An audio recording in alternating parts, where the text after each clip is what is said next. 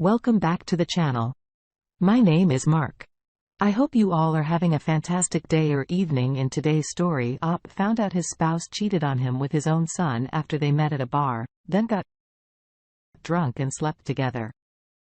There's no absolute worst betrayal than your own spouse and son doing something like this.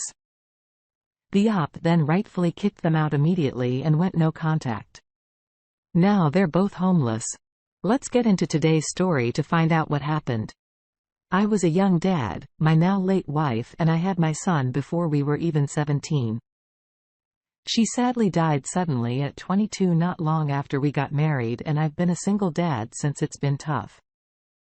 But I think up until this, I did my best. I hadn't had time to have any relationships really up until I met her. I threw myself into being a dad and concentrating on my business. I'm not saying I've been a monk. I just have not had anything serious. Never anyone serious enough to introduce my son to. But just under 3 years ago I met AJ. I wasn't expecting it. But before long, I was head over heels. The first 6 months or so were more casual. But when we realized we loved each other, we made it official. I was even planning to ask her to marry me next month on her 26th birthday. I was even going to ask my son to be my best man. I didn't introduce them at first due to not being sure how he'd take it. So we waited a while. But after they met last year, we've since all hung out and everything has all been good. Granted, this year, they haven't seen each other much due to lockdown and him being at uni, but I didn't think anything of that. I couldn't see her much this last month due to the lockdown again. However, I've noticed as the past couple of weeks have gone on that she had been a bit quiet and moody. I had asked her about it and she put it down to being overwhelmed. Likewise, I have noticed it in my son being a bit withdrawn, but I assumed he's been busy with uni. When I finally saw her again this weekend, I really noticed. So I called her out on it. She broke down and admitted she cheated on me just like that. I was shocked. So I was trying to get it out of her and she admitted it was with my son just before lockdown started in November. She was out with her mates and she bumped into my son in the pub. They got pissed, shared a taxi and ended up drunkenly having sex. I basically threw her out there and then saying I never wanted to see her again. She was begging me, pleading and making a scene and everything. I then asked my son to come over and I confronted him. He admitted it was true. He said it was a huge mistake and begged me to forgive him. I told him he needed to stay at someone's house and that I didn't want to look at him anymore. He's at my mom's. I haven't told her what he did, but she knows it's serious, seeing as how close we have always been. She's been ringing me, sending me emails, texting me begging for another chance. And so has my son. I've packed up the stuff that she left here and left it in her front garden in a bin bag. I've even shocked her Christmas presents. I've got her two, let her enjoy them early. I'm absolutely distraught. They're the two people I loved most in the world. I wanted to marry her, maybe have kids and spend my life with her. Likewise. He was more than my son. He was my best friend. I sacrificed so much to give him an amazing life and they've both stabbed me in the back in the worst way. I don't think I'll ever forgive them ever again. They're welcome to each other. As far as I'm concerned, I feel so hurt. Update. I wasn't planning to originally do an update because of so many abusive comments/texts received last time. But on the other hand, I had so much support. I thought I'd update those who have been supportive. So I basically met up with AJ, my ex. I asked her the truth, what went on and whether there was anything else going on previously. She was really passionately saying, no, it literally was a case of her having a drink with her mates and my son was in the pub and they got drunk together when they were sharing a taxi. He admitted he liked her, made a pass, and that was it. She was saying things like she'd never ever do it normally. But because she hadn't seen me for a little while and he reminded her of me so much that night, it just happened. I told her to stop blaming the booze or anyone else and that she needed to own it. No one else. I also was honest with her that she was the first person I've let in and loved since my ex-wife died. And I've been happier with her in the past 3 years than I was for years before that. I told her I was even going to propose to her. She broke down, telling me again how sorry she was and asking me for another chance and saying that she would never forgive herself. I told her she needed to one day so she could learn from this, but that it was over for us. I would be blocking her number and email, and I didn't want any contact again. Then I left. I feel much better after meeting her, as devastated as I am. I do feel like that's a bit of closure, simply to see that I don't really hate her, but actually pity her through not being able to control her alcohol or keep it in her pants. It's cost her a relationship with someone she cares about and likely will affect her relationships for years to come. Not that I don't think she's any less responsible or deserves the outcome. It also helped me to truly see how immature she is before this. I was blissfully ignorant because I was happy. Now it's made me really conscious of it. Never again. Now my son, I realized the other day when I made my post, I was very angry, and the way I was typing, it seemed like it was going to flat out to sound him. But let me stress, he's my son, my flesh and blood, and I love him dearly. He's also my wife's son, and I could never just get rid of him for her. But he has let me down and really hurt me massively, and I have lost not just all respect but trust in him. So I met him also and heard his side of the story. It was largely the same as hers. But the difference was he said she was being really flirty with him, and she said he really reminded her of me. And that's when he told her he had a crush and made his move. I told him what I wrote out above, that I love him but have no respect for him or can trust him anymore. I told him also about my plans, that I was going to propose to her and even have him as my best man. He was gutted, just really silent, and started crying. I told him we needed to have no contact for a while, that he needed to get a job and not work with me on weekends as he does at the moment. And we needed to talk to my folks to see if he could stay with them for a bit. But in order to do so, I wanted him to be a grown-up and tell them why to their face and deal with it as a grown-up. So I drove him there and made him tell them. They were devastated, not just upset, but the look in my mom's eye, I'll never get over that. She told him how disappointed she was in him and that she never thought he'd do something like this. I asked her if he could stay there for the foreseeable future, but not for free. He had to pay his own way, proper board, contribute towards the bills, buy his own food. She agreed out of respect for me. I also sat him down and showed him that I transferred over a large amount of money and explained that was the money I was saving for a JS engagement ring. But seeing as what had happened, I wanted him to have that as a reminder and to use it to pay his grandparents' rent. If nothing else, he was absolutely stunned at that, trying to give it back to me. I told him if he did that, we definitely were done. We've agreed on no contact, at least until Christmas, and then we all, me, him, my folks, could spend Christmas together. I've been largely reflecting for the past few days, mainly on me and why I went for AJ in the first place. I was extremely flattered when she asked me out, even though I'd never normally consider anyone that young.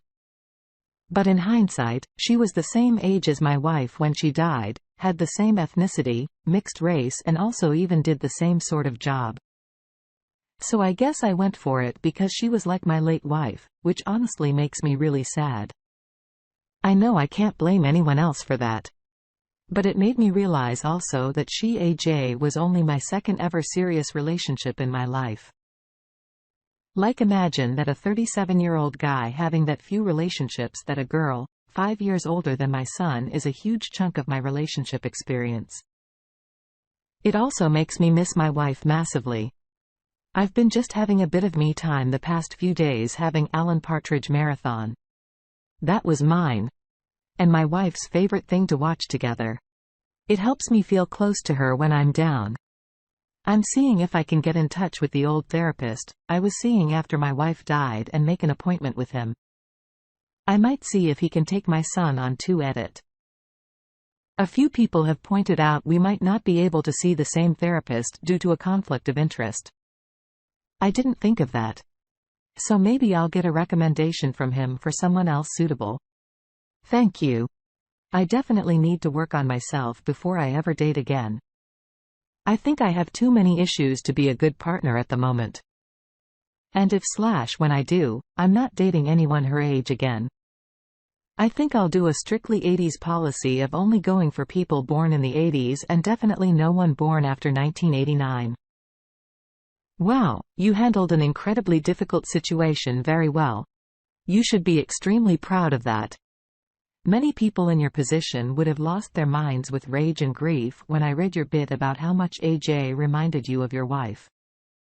I can't help but think that perhaps this was something of a rebound for you. Loss, being as profound as it is incredibly complicated.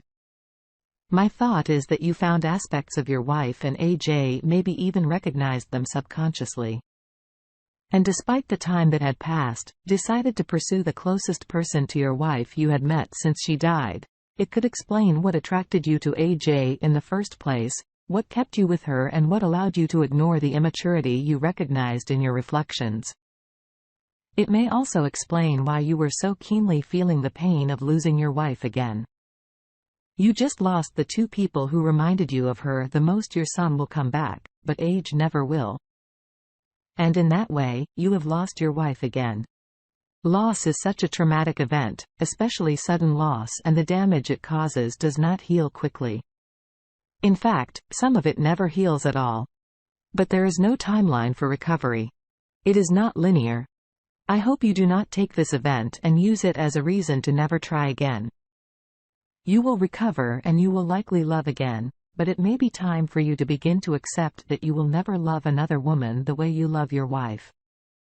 That's okay, because that's life. Now, let's get into today's second story. I recently found out that my wife of 19 years was having an EA that turned a bit physical. D-Day was back in mid-June. She had a friendship with her middle son's best friend's dad. We'll call him D, that I became worried about when she wanted to go out to get drinks with him one night. Instead of coming home, I saw the writing on the wall. The next day I checked her phone for the first time. Really just to check on the timeline after asking me if she could go out versus contacting him, and found that she had deleted all of her previous messages. I confronted her. And after denying it for a while, she admitted to having an inappropriate relationship with this guy. It was only after she read up on emotional affairs online that she admitted to having one. The next day, she also learned that to get through it, she had to come clean. So she opened up about past affairs/inappropriate relationships she had sought. I asked her to put together a disclosure letter in which she detailed this 1 year into the marriage. Held hands with T when alone during a ski trip, dirty, danced with him in front of his girlfriend when I was out of town, went to see him at his hotel room when I was not around. She said nothing happened.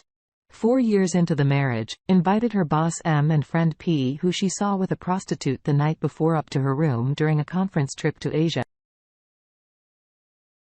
Had drinks, traded massages with P, laid on the bed while they poured beer into her mouth and said it was the sexiest thing he ever saw, and allowed M to play with her underwear while they laid on the bed together watching TV. 5 years into the marriage, during an alumni weekend that I did not attend, she played footsie and snuggled with my best friend before sleeping in the same bed with him. Nothing else happened. I don't think my friend would have done anything more. He was a known drunk smuggler. 5 years into the marriage, during another work trip, she planned to get a large hotel room to entertain and invited over some friends she had met during some work training, including a woman that she was attracted to. She said that she was worried she might be bi and had a lot to drink. Someone suggested a strip drinking game, and it turned into an orgy where she did oral on the girl she found attractive and made out with multiple girls the whole night, and also kissed the only guy there. She says she did not have sex other than giving oral since she was on her period. Since D-Day, she is trying to do her part. We are both doing therapy.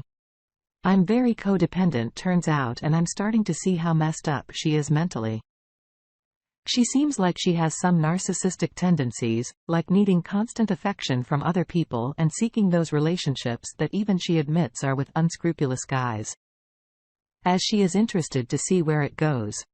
She has told me that for a while. She had one foot in and one foot out in our relationship. Even though we have 3 awesome sons, she had trouble bonding with them when they were born and just recently dropped the bomb that all along she thought that she stayed in the relationship for me and that these things that she did were her way of making it so that she could stay with me. This, of course, is no longer what she thinks as we attempt. Now she sees all the errors of her way and wants to learn how to feel empathy again and love me as I should. I wanted to do for the sake of our boys. But after you tell someone that you were only in a marriage of almost 20 years just to keep me happy and had to cheat to do it. I just don't see how I can be with this person. I mean, I love my kids, but I feel like she wasted 20 years of my life and I have no idea how I will ever trust her again. If I didn't out her, she would have gone to her grave with this stuff. I know I'm not perfect. I've got anger issues sometimes and contributed to the circumstances that caused her to feel like maybe she couldn't be all in. But when I asked why she didn't tell me about the first instance or the orgy, she admitted that it was because I would have broken up with her. So, which is it? Did you want to be with me back then or not? I'm having trouble with the fact that you actually believe that she never in almost 20 years of cheating, never slept with any of these men. She is definitely gaslighting and downplaying the living daylights out of you. What surprises me is that you actually believe her. This is the same woman that has disrespected and made a mockery out of your marriage and vows, and you just believe that nothing happened with any of these men. Why, she's a proven liar and serial cheater. So again, why? Because she said so. I think you need a bit of a reality check here, brother. Maybe threaten her with a polygraph test. You don't have to follow through to see if she's telling you the whole truth. I think you will probably be surprised by her reaction. Good luck, brother. I think you are in for one hell of a ride with this deceitful woman. Thank you for taking the time to listen to today's stories. If you enjoyed the stories, please don't forget to like and subscribe if you haven't already. If there is a story you would like to share with me about your own situation, please do not hesitate to contact me. Take care.